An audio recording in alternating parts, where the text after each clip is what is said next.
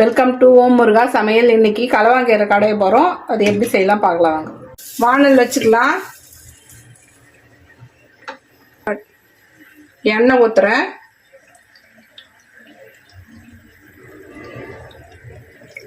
கடுகு, வெங்காயம், பச்சை மிளகாய், பூண்டு. வெங்காயம் வதங்கிறதுக்கு கொஞ்சம் உப்பு போட்டுக்கலாம்.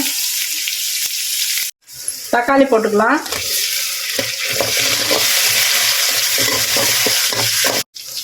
இப்போ கீரை போட்டுக்கலாம்.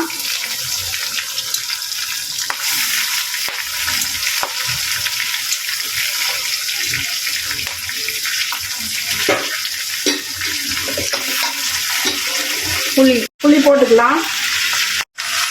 உப்பு போட்டுக்கலாம். மூடி வச்சுக்கலாம்.